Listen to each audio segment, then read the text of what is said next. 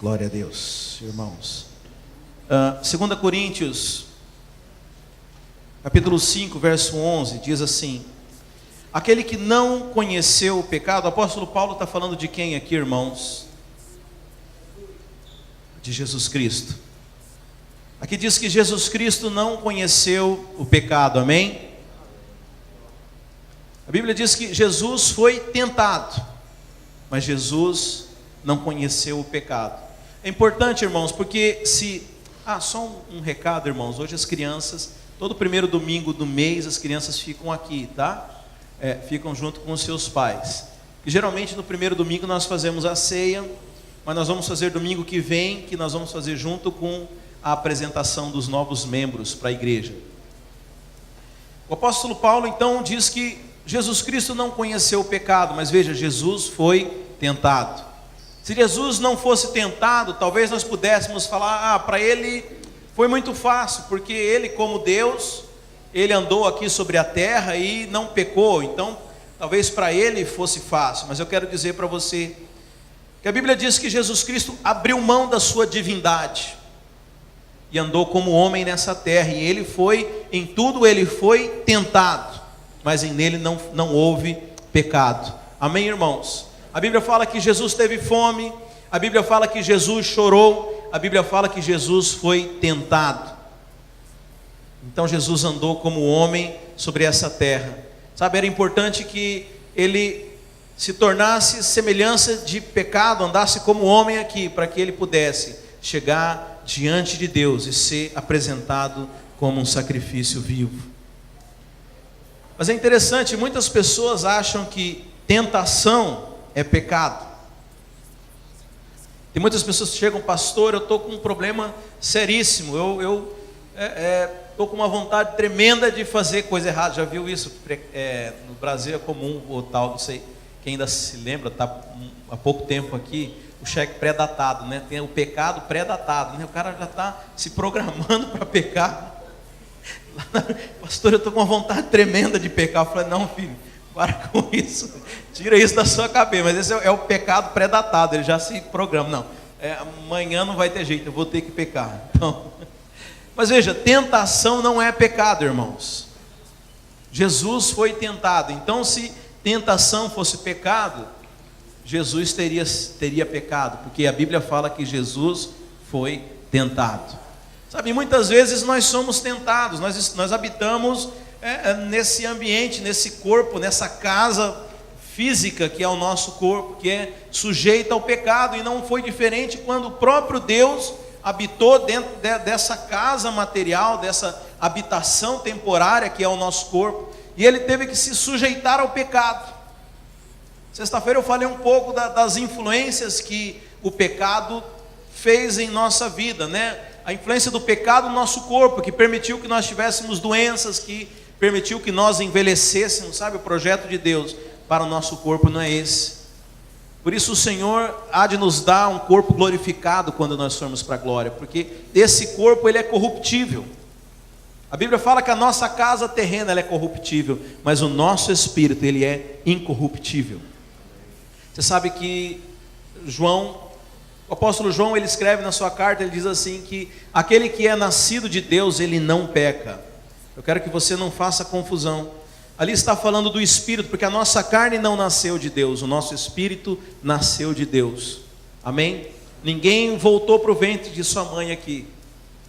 Alguém está com aquela ideia de Nicodemos? Nicodemos perguntou para Jesus, pode um homem velho tornar ao ventre da sua mãe? Jesus falou, não, filho. Você não entendeu, o novo nascimento não é na carne, o novo nascimento é no Espírito. Por isso aquele que é nascido de Deus, aquele que tem o seu Espírito nascido de Deus, eu quero dizer que você não peca mais no seu Espírito, porque o Espírito de Deus habita junto com o seu Espírito. Mas o nosso corpo que é corruptível, ele é afetado pelo pecado. Nosso corpo ainda sofre as influências do pecado, quer você queira, quer não. Apesar de nós termos recebido um espírito novo, nosso corpo ainda fica doente, ainda aparecem rugas no nosso rosto, ou seja, nós sofremos influências do pecado. E é interessante que o apóstolo Paulo, em um dado momento, ele escreve assim, olha, há um conflito em mim, porque aquilo que eu quero fazer, eu não dou conta. E aquilo que eu não quero fazer, eu acabo fazendo. Sabe, essa é a grande luta que há entre carne e espírito. Então, entre nós existe uma luta, uma milícia entre carne e espírito. Sabe, se não há essa briga dentro de você, nós estamos com um problema. Ou você já morreu e está só o seu espírito, ou o seu espírito está um pouco enferrujado, porque é normal isso na vida do crente. É normal essa crise entre carne e espírito, porque o espírito chama para as coisas de Deus, mas a carne, ela chama para as coisas que são da carne, que são naturais, que são pecaminosas. Eu me estou lembrando de uma pessoa aqui que veio uma vez falar: pastor, eu não sei se é de Deus, mas parece que eu estou sentindo uma vontade do chamado pastoral, né? Eu falei: irmão, só pode ser de Deus, porque da sua carne nem do diabo pode ser. O diabo não chama ninguém para ser pastor, o diabo não chama ninguém para orar, irmão. Se deu vontade de orar, você corre, que é de Deus. A carne não chama ninguém para jejuar. Então, se sentiu vontade, é de Deus, sabe? É normal que a gente tenha essa balança. E sabe, essa balança, ela vai pender para aquele que você mais alimenta. Se você vive apenas com as coisas da carne, você vai pender para as coisas da carne. Por isso a Bíblia fala: andeis no Espírito e não satisfazei as coisas que são da carne. Quando nós andamos no Espírito, quando nós alimentamos esse lado da balança, que são as coisas espirituais, nós não andamos com as coisas da carne. Nós falamos isso sexta, que a maneira de nós nos enchermos de Deus e deixarmos o pecado, não é focado no pecado, mas é focado nas coisas de Deus. Sabe, tem gente que quer vencer o pecado na sua carne, fica fazendo esforço para não pecar. Sabe, eu aprecio muito o seu esforço, mas eu queria dizer que não perca o seu tempo. Não perca o seu tempo. Se foi você quem fez, então não foi o Espírito que fez. Sabe, mas a maneira como nós vencemos a carne, aliás, como nós vencemos o diabo, como nós vencemos as coisas do mundo, é quando nós nos enchemos do Espírito Santo de Deus. Sabe como que nós enchemos do Espírito, irmãos? A Bíblia fala que nós nos enchemos do Espírito. Aliás, um verso que muitos conhecem: não vos embriagueis com o vinho, mas enchei-vos do Espírito. Como, irmãos? Falando entre vós, com salmos, com hinos, com cânticos espirituais. Sabe, é no ambiente da igreja que você se enche do Espírito. Muitas pessoas querem se encher do Espírito no YouTube, assistindo pregação no Face. É legal, sabe, alimenta também, mas deixa eu falar, o ambiente quando você você se enche falando. A Bíblia fala que Jesus Cristo disse que não é o que você come, mas é o que sai da boca que contamina o homem. Isso vale tanto para o mal, mas vale quanto para o bem. Sabe, o que tem saído da sua boca? Sabe, o que você tem falado? O que você tem liberado no ambiente? Sabe, uma coisa que eu aprendi há pouco tempo, eu achei muito legal essa revelação. Aquilo que nós falamos, você sabe, eu aprendi desde pequeno que nós usamos a linguagem para nos comunicar. Quem concorda com isso? Quem que aprendeu isso? Mas você sabe que Deus criou a linguagem com outro propósito. Primeiro porque no céu se alguém já leu alguma coisa assim, já viu pessoas que tiveram experiências de serem arrebatadas e ter contato com Deus, já devem ter percebido que no céu você não precisa abrir a boca para falar, você conversa em pensamento. Você não precisa abrir a boca para falar com Deus, você conversa em pensamento. Então a boca, as palavras, elas originalmente na Bíblia não têm a função de comunicar. Estou sendo profundo demais ou não, irmãos? Estou indo muito longe. Desculpa, às vezes dá essas escapadas assim, mas é legal. A Bíblia tem, para quem estuda a Bíblia, você vai entender assim, é chamado de lei da primeira menção. Você vê hermenêutica, essa senhora aí, tive aula com ela também.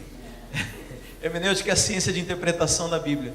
Toda vez que uma coisa é mencionada na Bíblia pela primeira vez, você é convidado a estudar o contexto em que aquela coisa foi utilizada. para você entender o significado dela em toda a Bíblia. E a primeira vez que a Bíblia diz que alguém falou alguma coisa foi o próprio Deus. E Deus falou, mas ele conversou com alguém? Não, Deus usou a palavra para poder criar.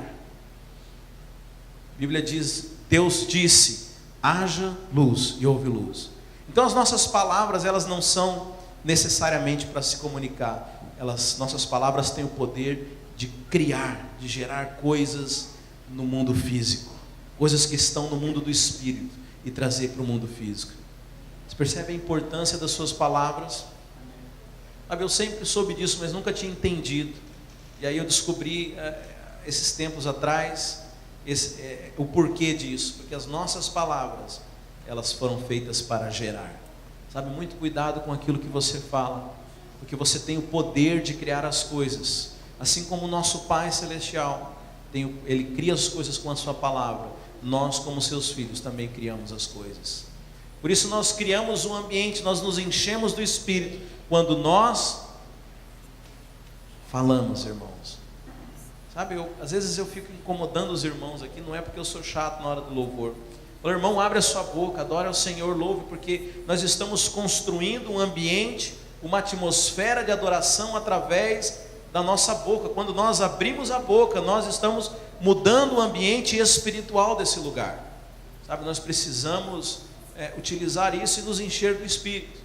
E essa maneira como nós lutamos contra a carne, na verdade não somos nós que lutamos, mas é a presença do próprio Deus, porque, veja, a Bíblia fala que o mundo ele vive em trevas.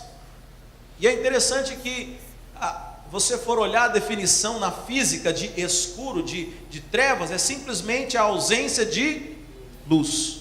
Quando você traz a luz, você não precisa lutar. A luz, ela dissipa as trevas.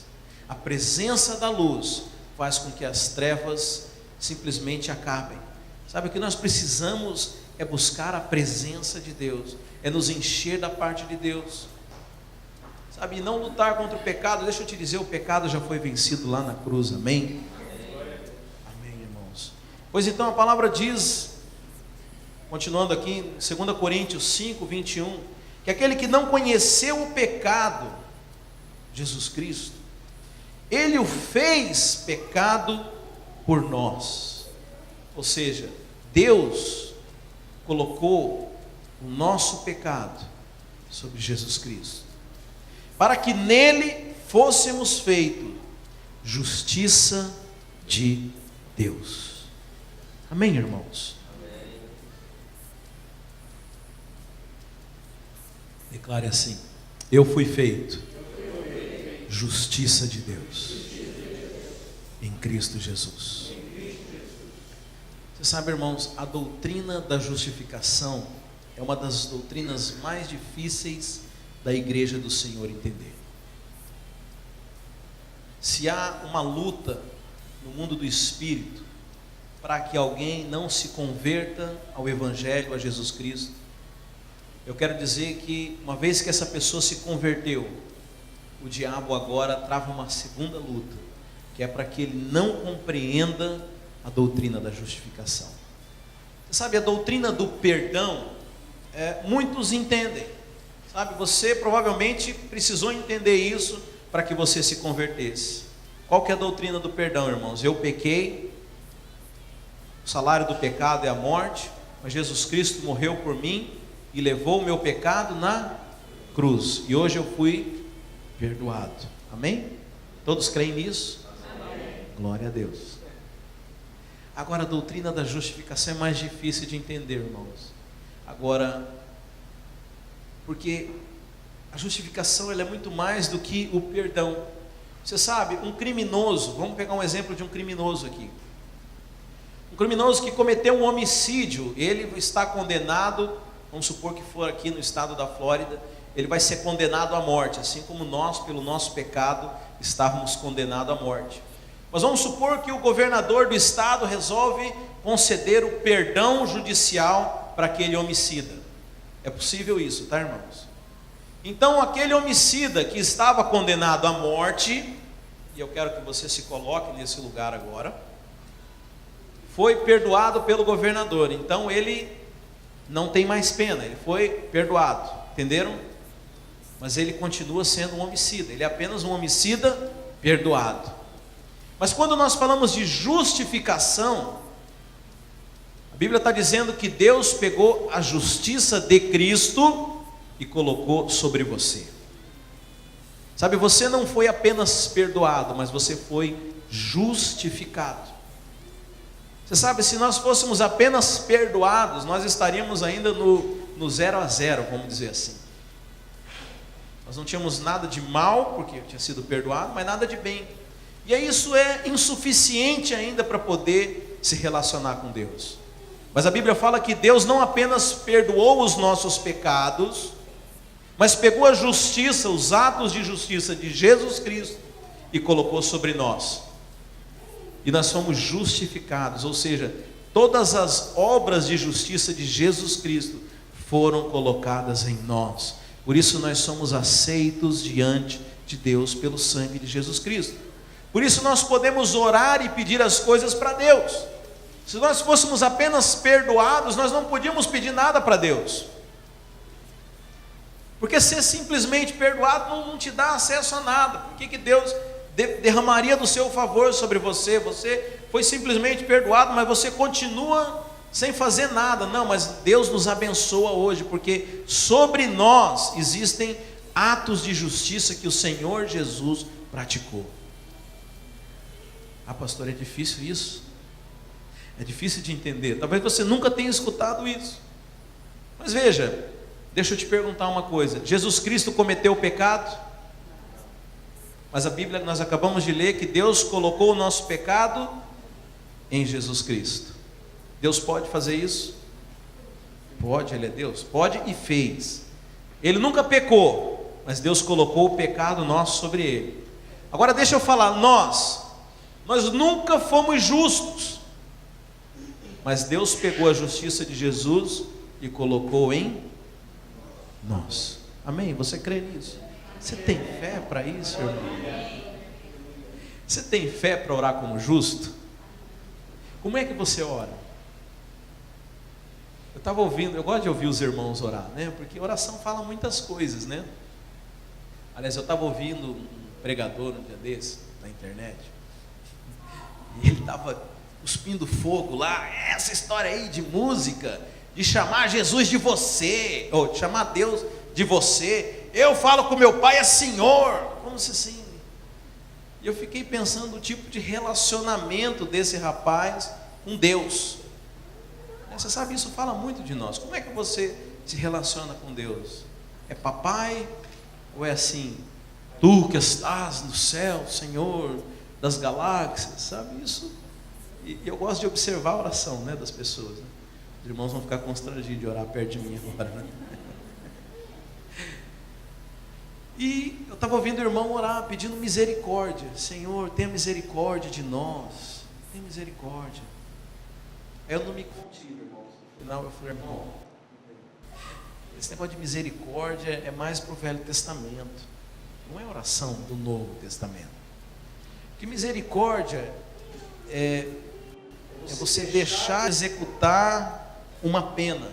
Então é como eu falei, nós somos condenados à morte por causa da nossa transgressão, e Deus teve misericórdia de nós e deixou de executar a sua justiça, porque nós estávamos condenados à morte. Isso é misericórdia. Agora, a oração do Novo Testamento não é mais misericórdia, porque a questão da ira de Deus, irmãos, entenda isso. A Bíblia fala que toda a ira de Deus foi exaurida na cruz de Cristo. Amém? Nós estávamos estudando Apocalipse uns meses atrás. Eu estava mostrando a cronologia que é narrada em Apocalipse. E é interessante que ali haverão 3 julgamentos, a Bíblia menciona. O julgamento de Jesus Cristo, o julgamento do grande trono branco e o julgamento das nações. E é interessante que não se fala que Deus vai julgar aqueles que já estão salvos. E aí o irmão perguntou para mim, escuta pastor, quer dizer que os crentes que já foram salvos não vão ser julgados por Deus? Eu falei, absolutamente, já foram todos julgados. Julgados e condenados lá na cruz de Cristo. Sabe, eu quero dizer que você já foi julgado por Deus. A ira de Deus, a justa ira de Deus pelos seus pecados, já foram julgados. E Jesus Cristo foi condenado por elas. E por isso hoje nós temos paz com Deus. Porque Deus não tem mais raiva de nós, Deus não tem mais ira para exaurir contra nós, porque Ele já fez isso. Você entende isso? Deus, Ele é um justo juiz. O homem tinha uma dívida com o Senhor Deus. Deus, sendo justo, não podia simplesmente perdoar a nossa dívida, senão Ele deixaria de ser justo. Sabe, um juiz, por mais justo que ele seja, se ele deixar de executar uma pena, apenas uma única vez você poderia falar: esse juiz não é justo, porque ele já cometeu injustiça. Então Deus, sendo justo, Ele não poderia deixar de nos julgar e de nos condenar. Mas por outro lado, Deus, Ele é justo, mas Ele também nos amou de tal maneira. Deus nos amou tanto que Ele não queria nos condenar. Sabe, Deus é Deus, Ele podia ter simplesmente aniquilado a humanidade e começado tudo de novo. Mas conosco a história foi diferente. Ele te amou. Então a única forma dele executar a sua justiça, mas nos poupar, foi Ele mesmo se dando no nosso lugar e executando a justiça sobre o seu próprio Filho, para que não executasse a justiça sobre nós. É por isso que a Bíblia fala que na cruz de Cristo, o amor e a justiça de Deus se encontraram, porque Deus foi justo ali, condenando nós, mas ao mesmo tempo Deus mostrou o seu amor, condenando o seu próprio Filho no nosso lugar. Por isso a questão do julgamento de Deus, ele não pode ser, não é mais uma preocupação para os crentes, irmãos. A Bíblia fala que a nossa salvação é baseada na justiça de Deus. Sabe, muita gente fica com medo: Deus vai me julgar. Não, Deus já te julgou. Quando eu falo que a nossa salvação é baseada na justiça de Deus, é para você lembrar que Ele foi um justo juiz e condenou Jesus Cristo no seu lugar. E porque Ele é justo, Ele não pode te condenar novamente por algo que já foi pago lá na cruz. Por isso que o apóstolo Paulo fala que um escrito de dívida foi pregado na cruz. Sabe, todos nós tínhamos um escrito de dívida. Todos nós tínhamos. Todos nós tínhamos uma dívida, tudo escrito ali, irmãos. Você sabe disso, fica tudo escrito. Mas Deus, na sua onisciência, já sabia todos os pecados que você ia cometer durante a sua vida toda. A Bíblia fala que esse inscrito de dívida foi pregado na cruz e foi executado em Jesus Cristo. Então Jesus Cristo, vamos lá no versículo novamente, irmãos. Aquele que não conheceu o pecado, Jesus, Deus o fez pecado por nós, ou seja, Deus colocou o nosso pecado em Jesus Cristo,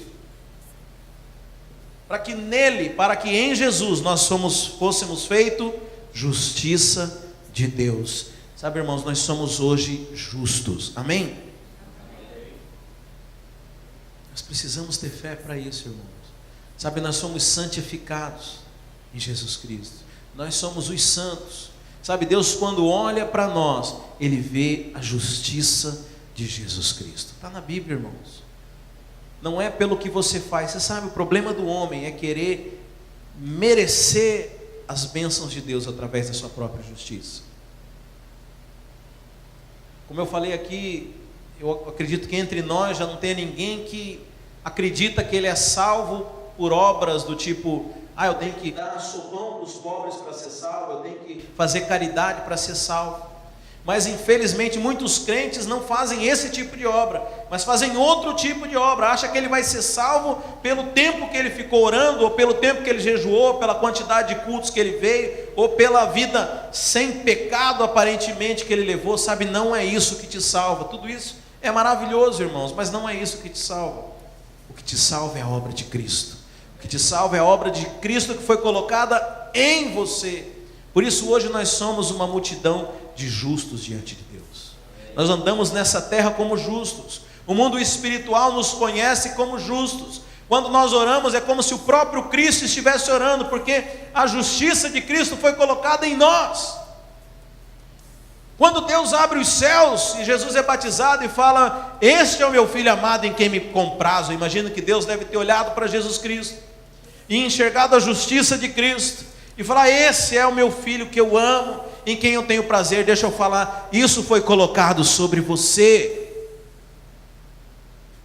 Quando Deus olha para você, Ele fala: esse é o meu filho, essa é minha filha amada, em quem eu me comprazo, em quem eu tenho prazer. Ah, pastor, mas eu não tenho levado uma vida que dá prazer para Deus. Não, mas não é o jeito que você leva a sua vida, é o jeito que Cristo levou a sua vida, porque Deus tirou de Cristo e colocou em você. Você não importa mais, o Evangelho é Jesus Cristo.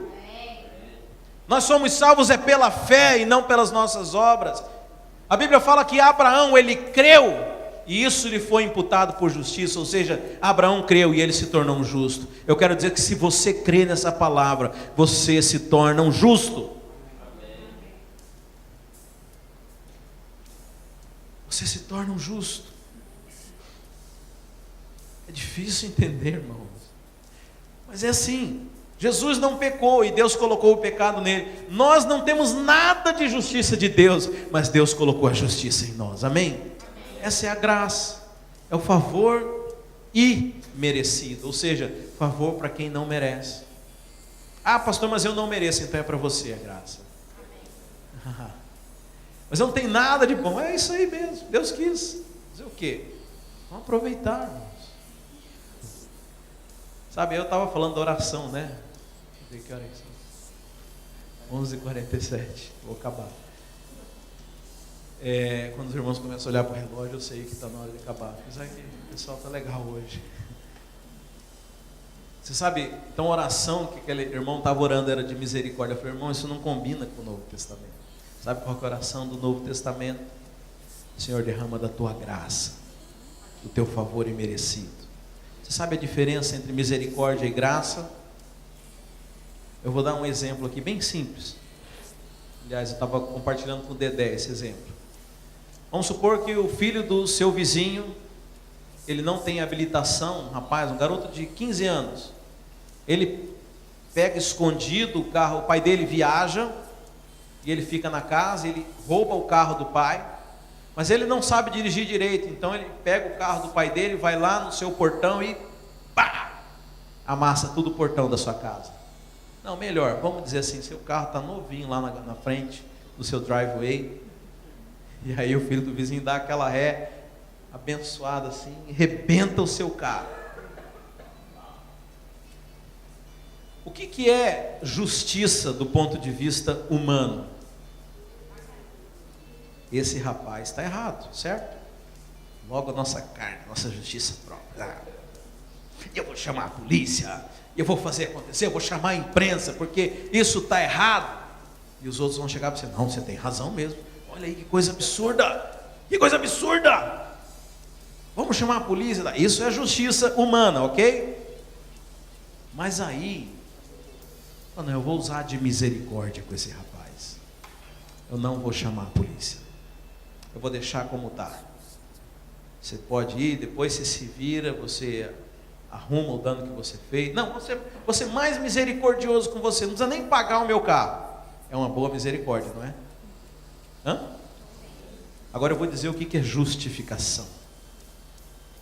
O que é graça, na verdade? Está falando o que é misericórdia. Misericórdia é você deixar de dar aquilo que a pessoa merecia. Merecia ser preso, mas você deixou. Você, não, vou deixar passar. Isso é misericórdia. Agora graça, irmãos, presta atenção que vai chocar aqui. Vai chocar fariseu. Crente não vai chocar não. Graça, você vai falar: escuta, você não tem habilitação, né? Não. Esse carro novinho, seu pai vai ficar bravo com você? Vai. Então eu vou mandar consertar o seu carro. Eu vou mandar consertar o meu carro. Você não precisa contar nada para o seu pai. Isso é graça. É favor imerecido. É favor para quem não merece. Isso é o que Deus fez com você. Você não merecia, você pecou, mas eu não vou apenas te perdoar. Eu vou pegar toda a justiça do meu filho e vou colocar sobre você. Tudo aquilo que Jesus Cristo fez eu vou colocar sobre você. Sabe, hoje nós somos justos. Nós somos justificados por causa de Cristo Jesus. Amém, meus irmãos? Coloque-se de pé. Sabe, eu espero que você entenda isso. Mas é um entendimento, irmãos, que não é para ficar apenas na sua cabeça. Sabe, todo conhecimento bíblico, ele tem um propósito. E o que eu tenho falado nesses dias é porque eu quero que os irmãos não apenas guardem o conhecimento, mas eu quero que esse conhecimento se traduza numa prática na sua vida. Sabe, muitas pessoas não fazem a obra de Deus, muitas pessoas não oram, não visitam. Tem pessoas que até querem isso. Aí eles ligam para o pastor: pastor, vem aqui orar para o fulano. Pastor, eu queria visitar uma pessoa que precisa tanto de uma palavra de Deus. Você não pode vir aqui para a gente ir lá visitar ela? Sabe, são pessoas que ainda não entenderam que a justiça de Deus está sobre a sua vida. Sabe, o propósito dessa palavra é dizer para você que aquilo que Jesus fez, você pode fazer também. Sabe, eu não estou querendo dizer que nós somos melhores que Jesus. Não estou querendo dizer que você tem que fazer alguma coisa na sua carne. Mas é o próprio Deus quem falou que a justiça que estava em Cristo, você recebeu. Sabe, a sua oração não é uma oração de um pecador. Não é a oração de um crente perdoado. Não, a sua oração é a oração de um justo. Sabe, quando você ora é como Jesus Cristo orando. Deus, ele ouve a voz de Jesus Cristo. Por isso que Cristo fala assim: tudo aquilo que pedires em meu nome, eu farei. Tudo é por causa de Cristo, irmãos. Não depende de você. Sabe, não depende de você. Sabe, o Senhor, ele te dá esse poder, te dá a justiça dele, para que você ande como um justo sobre essa terra, não como um pecador. Sabe, muitos filhos de Deus têm andado, mas têm andado debaixo de um peso, têm andado debaixo de uma acusação. Muitos crentes, eles andam oprimidos, porque têm sido enganados pelo diabo, têm sido enganados por pastores que não falam a verdade, que usam o púlpito apenas para falar de acusação, falar de peso sobre as pessoas. Eu vim aqui te contar as boas novas do Evangelho.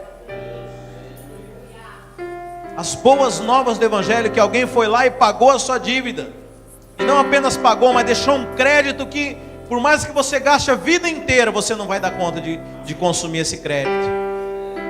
Porque o sangue de Cristo, ele é mais poderoso do que tudo nessa terra. Não foi o sangue de qualquer um que foi derramado por você. Foi o sangue do Filho de Deus. O sangue do Filho de Deus, que é capaz de lavar qualquer pecado, do maior dos pecadores. Sabe, hoje nós somos feitos justiça de Deus. Você é a justiça de Deus. Você foi feito justo, para que você pudesse manifestar as obras do Filho de Deus. Sabe, a igreja que vai conquistar essa terra é uma igreja de justos. É uma igreja daqueles que entenderam o seu papel no mundo espiritual. Sabe, eu e você somos parte dessa igreja. A partir de hoje, quando você orar, você vai orar como um justo. Quando você erguer as suas mãos para os céus, você vai erguer como um justo. Sabe, você não vai mais se ver como um pecador. Sabe, muita gente fica com medo de pedir as coisas para Deus, porque acha que faz tão pouco. Quero dizer que por mais que você faça, você ainda faz muito pouco. Mas nós não nos achegamos diante de Deus confiados em nós mesmos. Mas nós chegamos diante de Deus sabendo que fomos justificados por Cristo. Deus nos olha com os mesmos olhos que Ele olha para Jesus Cristo. Não por nossa causa, mas por causa dEle. Feche os seus olhos.